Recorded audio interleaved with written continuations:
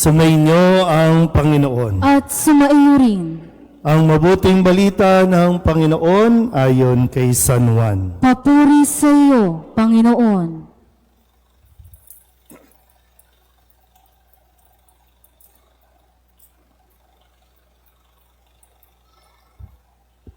Noong panahong iyon, sinabi ni Jesus sa mga Hudyo, "Nagpasugo kayo kay Juan at nagpatotoo siya tungkol sa katotohanan.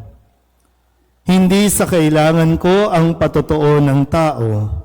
Sinasabi ko lamang ito para maligtas kayo. Si Juan ay parang maningas na ilaw na nagliliwanag noon, at kayo'y sandaling nasiyahan sa kanyang liwanag. Ngunit may patotoo tungkol sa akin na higit sa patotoo ni Juan. Ang mga gawang ipinagagawa sa akin ng Ama ay siya ko namang ginaganap. Iyan ang nagpapatotoo na ako'y sinugo niya." Ang mabuting balita ng Panginoon. Pinupuri ka namin, Panginoong Hesukristo. Isang magandang gabi po sa inyong lahat. Palapakan natin ang Panginoon. Sana po ay malinaw po ba ang aking gamit ng microphone? Sigurado? Hindi kayo makakatulog, ha? Yes. Kasi kung hindi ito malinaw, babalik po ako doon, no? Para mas mabigyan natin ng diin ang ating pong pagninilay para sa ating unang araw ng simbang gabi. Para sa kapakanan at kaalaman ng mga bata at kabataan na naririto, muli no, ang siyam na araw ng ating pong pagsisimba, mapa Misa de Gallo, mapa Misang Madaling Araw o Gabi. Ang siyam na araw na ito ay katumbas ng siyam na buwan ng paglilihi o pagdadalang tao ni Maria. So, siyam na araw katumbas ng siyam na buwan. Naintindihan ba yon, mga kabataan? Yan. Kaya, mahalaga kung siyam na buwan, sasamahan natin si Maria. Kung paanong sinamahan siya ni San Jose, sasamahan din natin sila hanggang sa makarating sila kung saan isinilang si Jesus. So, siyam na araw, siyam na buwan, so dapat present ka lagi. Tingnan nyo nga mga mukha ng katabi ninyo. Sabihin nyo nga, aabangan kita sa kanto. Huh? Diba? Dapat kasi nandito ka. Kung dahil in-announce naman natin, di ba? No? May mga announcement tayo, may oras tayo ng misa sa umaga, may oras tayo ng misa sa gabi. Mamili ka. So kung ano man dyan, ang mahalaga, makumpleto mo ang siyam na araw, hindi dahil meron kang hinihingi o hihilingin sa Diyos, kundi dahil nararapat lamang na samahan natin ang paglalakbay na ito dahil napakalaki at napakarami nating dapat ipagpasalamat sa Diyos. Sabihin niyo nga muna sa katabi ninyo, magpasalamat ka sa Diyos. So kaya tayo natitipon dito, ha, para magpasalamat sa kabutihan ng Diyos, hindi para humingi ng humingi. At gusto ko na rin kunin yung pagkakataon na maipaliwanag sa inyo ang ating pong bilin sa taong ito. Hindi po ito yung karaniwan na mahirap na lugar, kundi sa ginawa nating bilin para sa taong ito ay pag-alala para sa lahat ng mga naging biktima ng proyekto, yung mga flood control natin.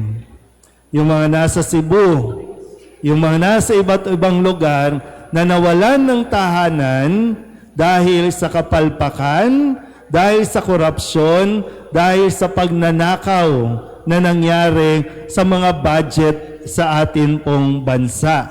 Pero ganun pa man, para bang gusto ko lang iparating din sa inyo na anuman ang kalagayan natin sa buhay, nandito ka man sa Manila o mapa kung saan mang naapektuhan ng mga pagbaha, tuloy na isisilang si Jesus. Hindi pipiliin na dapat nasa subdivision, dapat nasa mabangong lugar, dapat nasa malinis na lugar. Kung saan inabutan ang pamilyang Jose, Maria, doon isisilang si Jesus, doon isisilang sa iyo. Kaya ito po, na-wash out, nabaha, pero sa mga nanay dito, mapipigil nyo bang lumabas ang sanggol sa inyong tiyan na pag sinabing, may bagyo mamaya, huwag ka munang lalabas, huwag ka munang lalabas. May ganun ba? Wala. Tuloy yan. Kaya ito po, habang hinihintay ang mag-asawa, tumutulo ang bubong, binabaha, pero tuloy ang pagsilang ni Jesus. Kaya sana kung pagninilayan mo ito, makita mo ang isang katotohanan ng buhay sa buhay mo. Sabihin nyo nga sa katabi ninyo, maswerte ka. Ulit, sabihin nyo nga, maswerte ka.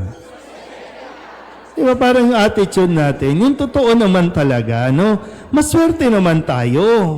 Maswerte na tayo kung tutuusin. Kaya yung iba sa inyo, nakatanggap na ng gift pack ni Mayor, di ba? Ito, may gift pack na rin dito. Ayan, oo. Ito ba yun? Ito ba yun? Ito ba yun? Bakit ako wala pa? Buto pa ito, mayroon na.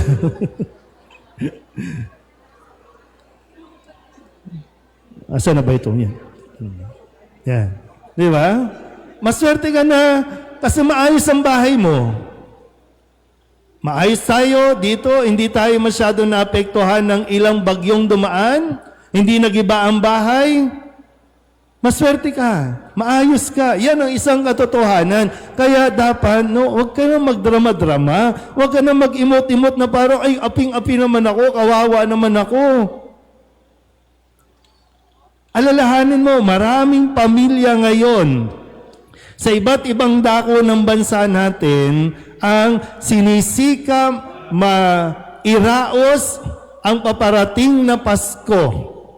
Kahit na nasa barong-barong, kahit na pinagtagpi-tagping mga linoleum ang kanilang bahay, may masilungan lang at tuloy ang Pasko. Na doon din natin alam kung mayroon bang ayudang darating, mayroon bang Noche Buenong 500 worth na darating. Di natin alam. Pero tayo, ikaw nakakasigurado, okay ka. Nakakasigurado ako. Totoo yan. Pero kailangan mo lang makita. At kailangan mo magpatotoo na magiging okay tayo kahit na, alam mo, yung iba nga, di ba? Ang susuotin nila ngayon mula sa mga ukay-ukay. Mula sa mga idononate ninyo. Kaya nga may magpapasko ngayon sa ibang probinsya, sa bundok, naka-gown. Kasi yun ang ibinigay ninyo. Gown. Ang bihira naman kasi kayo, di ba? Pag magdo-donate kayo ng damit, wag naman yung sinuot ninyo nung kinasal kayo. Tapos ngayon makikita ninyo yung mga bata dyan, yung mga, yung mga bababa na naman, yung mga hakutin na naman nila. Tapos ang suot nila talagang, may sagala ba? Pero ikaw, okay ka naman. Pag umuwi ka, buksan mo yung cabinet mo, nandun na nga nasa ilalim, hindi mo na nga nasusuot. Tapos iiyak ka at magdadrama ka na para bang aping-api ka at magwawaling ka. Wala akong bagong damit. Pektosan kita eh. Diba? Kaya ngayong gabing ito, ngayong unang araw na ito, maganda mapagnilayan natin na makita natin ang katotohanan sa buhay natin. At lalong-lalo na, mamuhay tayo sa katotohanan. Kasi si Kristo ang katotohanan. At ang katotohanan, hindi niya pipiliin at hindi siya namimili kung sino ang ililigtas o kung sino ang mamahalin niya. May maibibigay o wala, okay sa Kanya yan. Ang totoo niyan, siya ang magbibigay sa atin. Kaya nga tayo nagtitipon-tipon, di ba? Kasi may naibigay na sa atin, nararapat lamang na tayo ay magpasalamat. Sabihin niyo nga ulit sa katabi ninyo, magpasalamat ka naman. Yan. So, kasana po, no? Unang araw ngayon, nawa ay pagsikapan natin, araw-araw pagnilayan natin ang kabutihang ginagawa ng Diyos para sa ating lahat.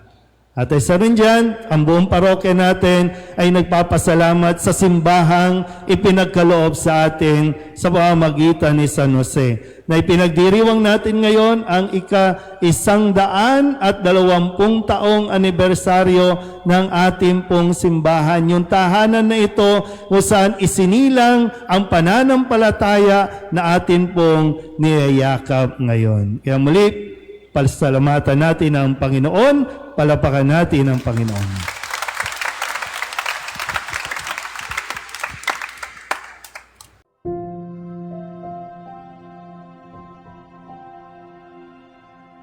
Thank you.